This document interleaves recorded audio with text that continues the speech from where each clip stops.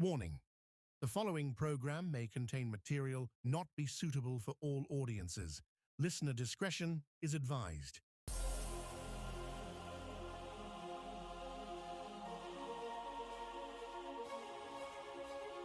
Kill the noise and cut the static. Broadcasting from high in the mountains of West Virginia, we're leaving the 9 to 5 in the rearview mirror. The engine is warm, the lights are green, and it's finally time to shift your Wednesday into overdrive. And now, here's your host, Diego the Podcaster. On this episode of Bonus Overdrive Wednesday, our guest sounds bypasses the trends to focus on one singular mission: writing rock music that hits you straight in the gut. This is Wheeler, a powerhouse that expertly carves out a space between the grid of post-grunge and the soaring scales of modern hard rock. His sound was a masterclass in balance, pairing driving riffs and cinematic melodies with lyrics that don't shy away from the heavy lifting. He's street ready with a brand new single that promises to be as explosive as it is honest. It's pedal to the metal around every turn. All this plus more. Please welcome our new friend and first-time guest, Wheeler. Wheeler, my friend, welcome to Bonus Overdrive Wednesday. How you doing, man? Well, I'm doing great. And I was talking to you before the show, and I was kind of telling you how I found out about your music. And the first track that I heard, which quickly made it into my gym mix, not only my gym mix, but my driving, my highway mix, I heard Adrenaline. Immediately, super huge fan of yours, and we're definitely going to get into that in a few minutes, but your music, it sounds like you've been doing this forever. It's hard rock, it's part metal, it's AOR, but your history starts way before 2026, before the Wheeler of today. So let's go back in time a little bit. So How did we get here? I'm in my 50s, and for me, I started playing music. I grew up in a house where my grandmother taught me how to play instruments and stuff. Started out with guitar, piano, violin, and I started my first band when I was like 15, 16 years old.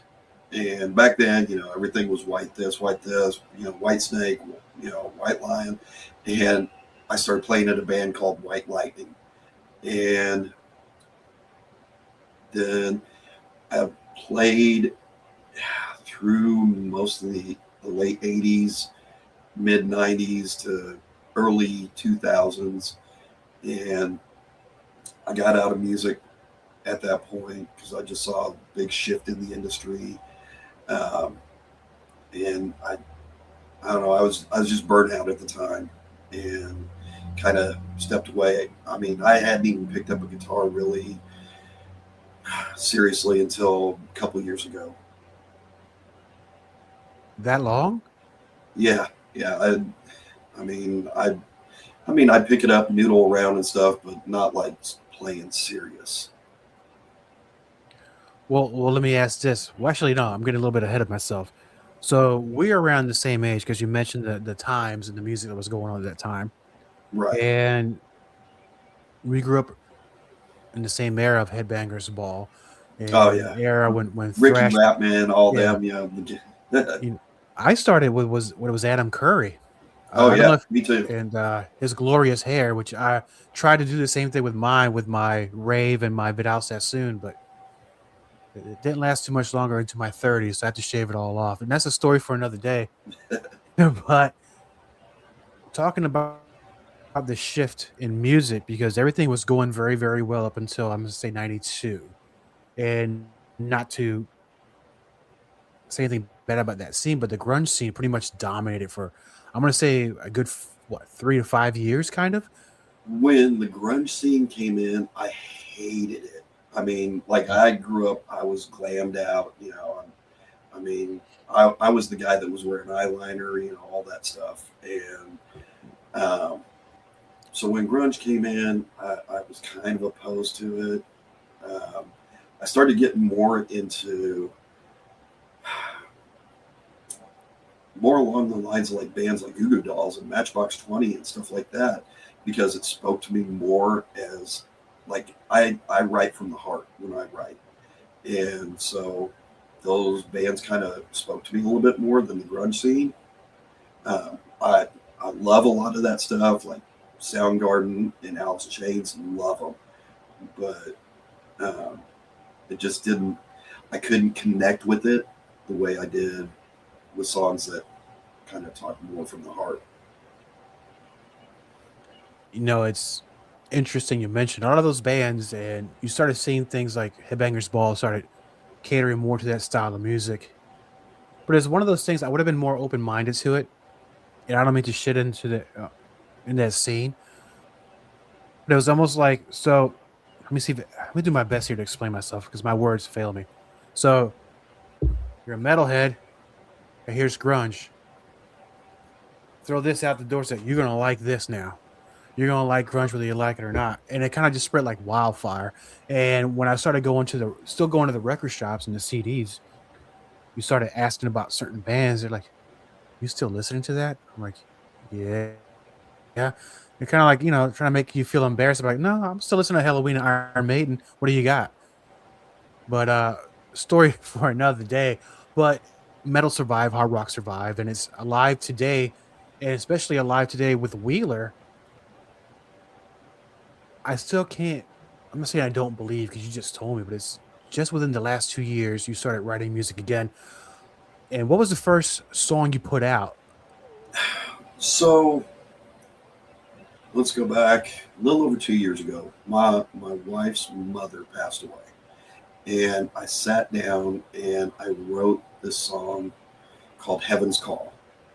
And I think I wrote it in like 20, 30 minutes, just sitting at a piano.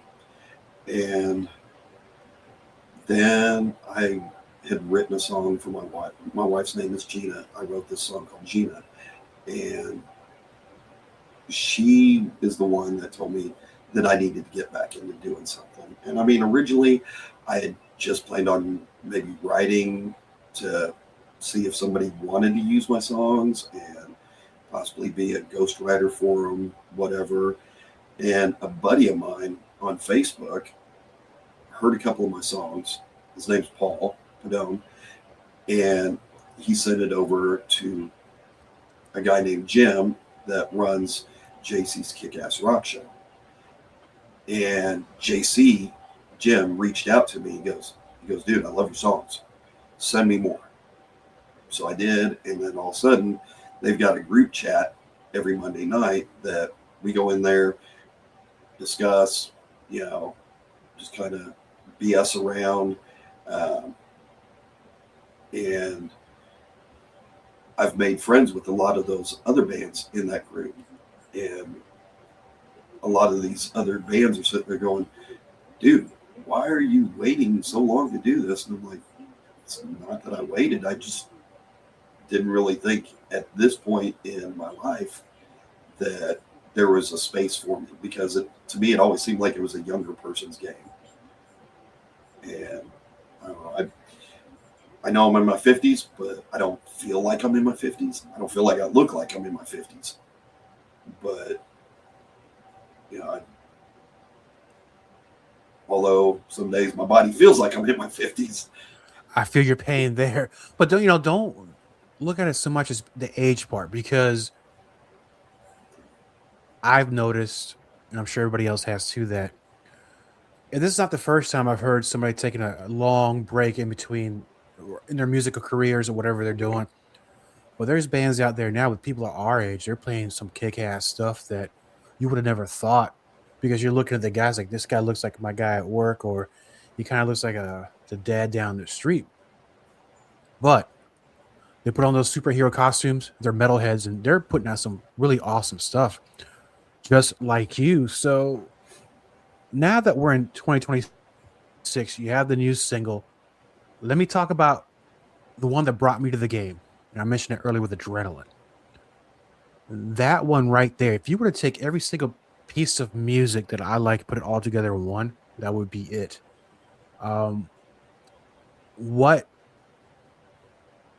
influenced you to write Adrenaline? So I remember hearing songs like I Can't Drive 55 and songs like Radar Love and things like that. And I was like, I want that song that when somebody's in their car, they've got the windows down, they got the radio cranked up, that song comes on, they just want to mash that gas. And that's what inspired it. I mean, from the second I started pinning everything down, it just clicked. I mean, it did. I was just listening to it right before you came on. I was watching the video on YouTube. If anybody out there that loves the kind of music I love, do yourself a favor, go on YouTube, go on Wheeler's page, listen to Adrenaline. And of course, listen to the other songs too. But that one, now you'll know why it is what got me here. And because you're describing your music kind of talking about like an emotional punch, correct? Yes. So when you're in the rehearsal room and a song comes to mind, you're talking about life experiences. You're talking about experiences also in the 80s and 90s and the early 2000s when you were actively being a musician at the time. What specific sounds are you looking for? What kind of feelings? So, like on this album, there's 3 songs that deal with like mental health and some of the strifes. One of them I've already released called I Stayed. Um, in 2010, I was in a very low place in my life, and I wound up in a mental facility because I swallowed a bunch of pills. Um, Luckily, I'm still here. I've gotten past a lot of those demons and stuff, and I'm hoping that something that I might be able to say to somebody else will keep them from going down that same path. Um, you know, it, to me, music has always been the big equalizer in life that whenever I'm feeling sad, depressed, down, a lot of times music can bring me out of that. Even if it's a sad song, it can bring me out of it. Music in itself is usually better than any kind of prescription or drug a doctor would give you. If you're not feeling mentally well or any other things, I always, it doesn't matter what style of music, everybody prefers what they like, but there's more positives to it than negatives. And I think that those who really enjoy listening to music can get the right kind of feelings out of it or motivation, which I think kind of worked out for you as well. So now that, and I know we mentioned we're in 2026, 2 years ago, you put out some pretty kick-ass music. You got the new single. What are the plans you have? I am already working on the next follow-up album. I'm actually taking some of my older songs, going through them, kind of giving them some rewrites, adding some lyrics, subtracting some lyrics, um, just because I'm very much a perfectionist, and I wished I had waited on putting some of those songs out there because I wasn't completely happy with them, but it kind of got me to where I'm at now. Kind of gave me the kick in the pants I needed to push forward. And when you talk about certain elements in these songs that you perhaps weren't happy with, what are you looking for? Is it is it the production value? Is it the lyrics? Is it that one riff that didn't quite jive very well?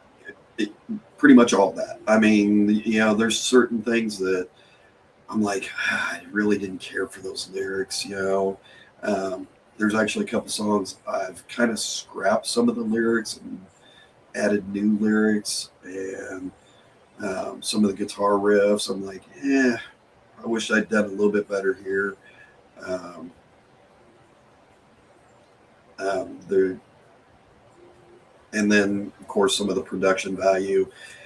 I've actually gotten way better with my production skills with as I'm going along. Trying to think what else I could add to all this. Like I'm actually been working on a song with my family, my kids. You know, trying to do things that's going to incorporate my family with it. Well, you brought up something very important because, not to get personal, but what do your kids think about this? The dad's out there being a rock star, putting out some pretty badass music. So my son, his name is Easton. He actually came to me a while back, and he's like, "Dad, I want to do a song with you." And we actually have done one song. It's been played a little bit, but he still a little bit shy behind the microphone, so I kind of had to carry a lot of the vocals on it. But he has got an excellent voice. I mean, I I've told everybody, I'm the third best singer in my house, behind my wife and my son. So Well, you have a very talented family now. It seems that those things are a great recipe for maybe, I don't know, some of these there are a lot of families out there, and I think it's in country music where where it's generational, where each one kind of takes their skills and their styles and do something very different.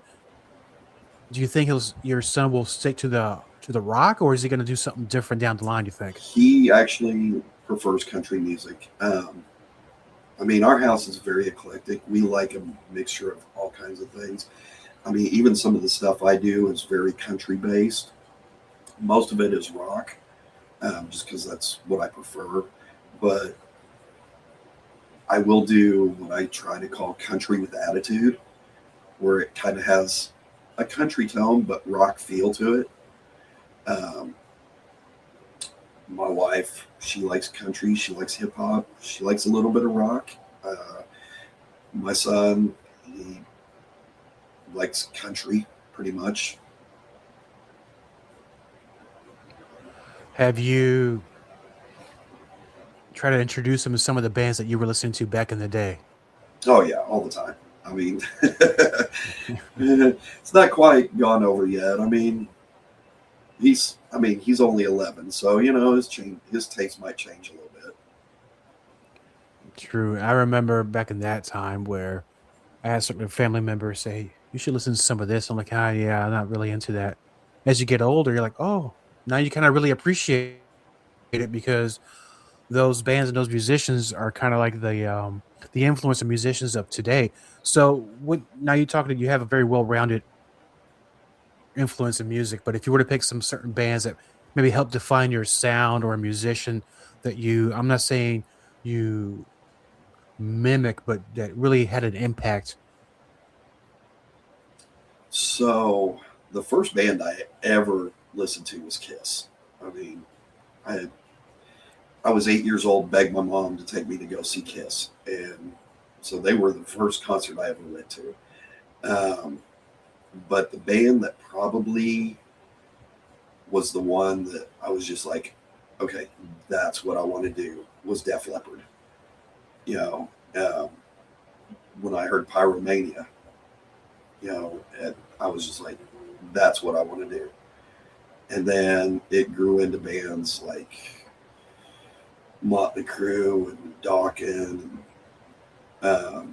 Metallica, Megadeth, all the way to Alice in Chains, and even bands now that I I just admire, like Shinedown and Papa Roach and Hailstorm and Breaking Benjamin.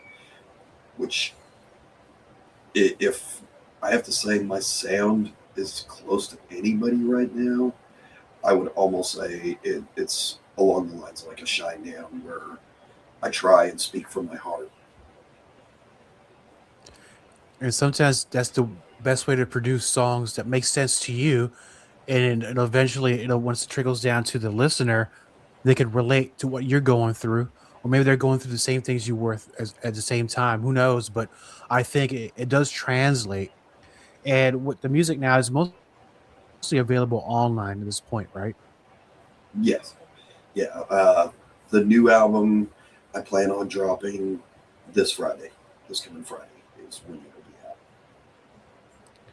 And will it be physical media as well? Because I would love to just have that and add that to my I collection here to my I left. am actually working on that as we speak to do physical, um, mostly for the simple fact that there's going to be hidden track on the album. So there's 15 songs plus there's going to be a hidden. I love that. I haven't seen that in a long time. A hidden track, and I can't remember the last band who did that. That I was listening to back in the day. I want to say it was Overkill. I think they did a version of Heaven and Hell, but I don't know. Maybe I would have been hallucinating, but I'm pretty sure I heard that in one of the Overkill albums. So I think the last one I heard was Pop Evil's debut album. They had a hidden track at the end of the album.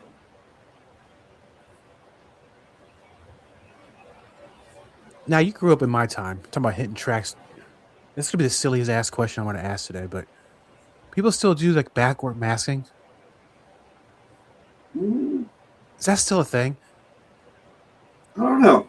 To be honest, I'm not really sure. I know, like Missy Elliott used it way back when, but as far as like a lot of other bands, I'm not really sure. I know Prince used it when he did Darlin' Nikki. That'd be a good question to try and figure out. Yeah, I mean, if you had a record player, you could really mess up a lot of your vinyl doing that. So what we did when I was a teenager with this a friend of mine back in we were freshmen in high school, we used to take these cassettes apart and then switch the reels real carefully so we don't twist up the cassette tape. Just switch left to right, close it back, and then try to find something. I mean, we already kind of wrecked the cassette tape to begin with, but we were very unsuccessful in our experiments. And I think we actually tried that with the Striper album. It's one of my favorite bands. I was like, you know what? Let's see if if there's something going on with them. But we didn't hear anything. Striper's awesome. I actually follow Michael Sweet online. So do I. And I got Yeah. 2 Striper caps over here, and I'm the only one in my whole state that has it, and I'm very happy to wear it too. So now it comes towards the end of the episode, which is my favorite part and the listeners' favorite part as well. You send me a song. I'm talking Wildfire. What is the meaning behind that song? So when I wrote Wildfire Hearts and Gasoline Souls, which is the name of the song, I wrote it from the point of view of not only the band itself, but the fans, everybody that supported the band all along.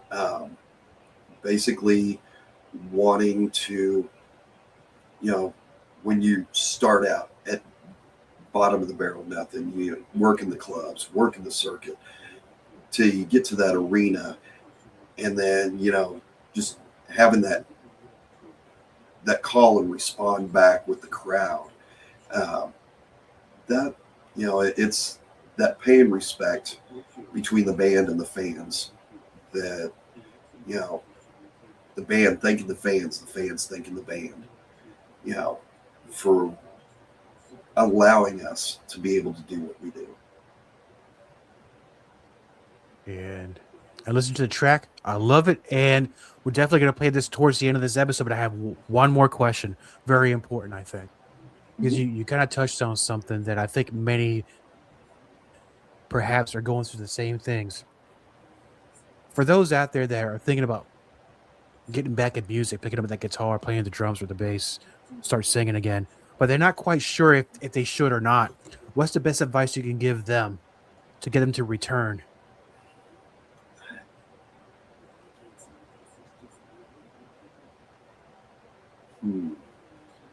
I mean, if it's something that you love doing, I mean, just absolutely love it, then go for it.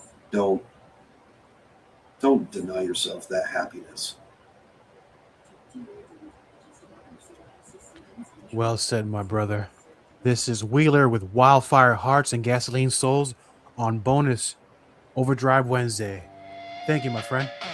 Appreciate it, man.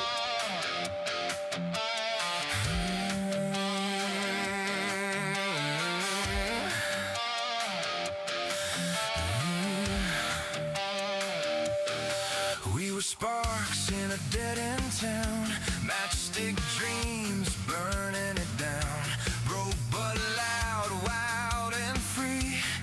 Every wrong turn we had to make. We were ghosts chasing names up in lights, chasing dreams through the longest nights. Through every scar we tried to hide, turn pain into fuel just to stay alive. If you're still standing next to me after all the damage we couldn't unsee, here's to the wildfire hearts, gasoline souls, ready to ignite the world. Hands up high, screaming loud, we didn't quit, we never bowed. Here's to the nights that saved our lives, every broken road, every drunken fight. If you're still here, if you survive, this one's for me, this one's for you. Here's to us, here's to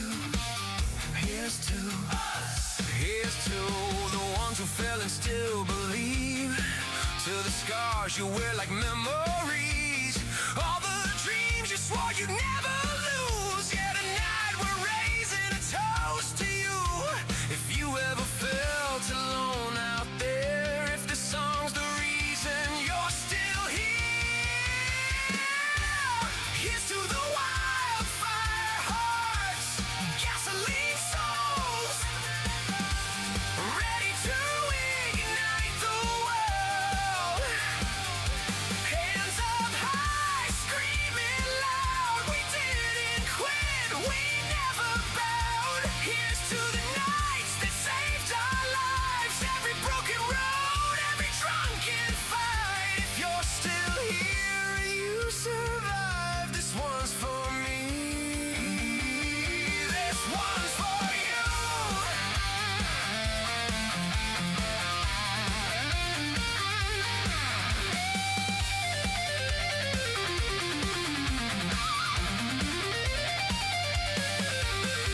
Whoa, let me hear you say, we're still alive. Say it louder, say it like you barely survived.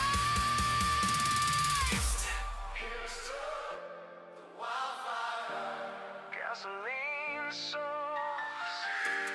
Here's to the wildfire.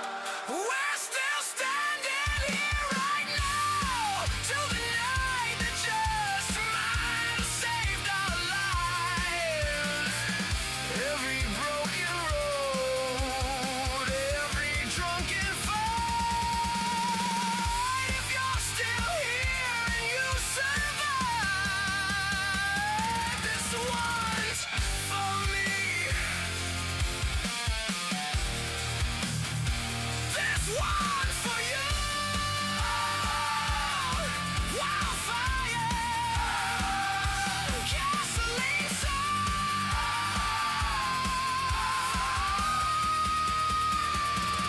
Wildfire,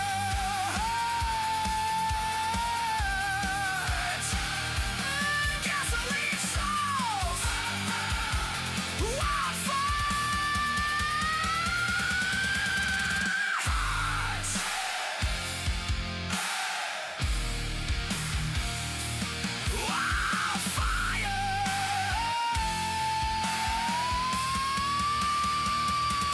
We were sparks in a dead-end town.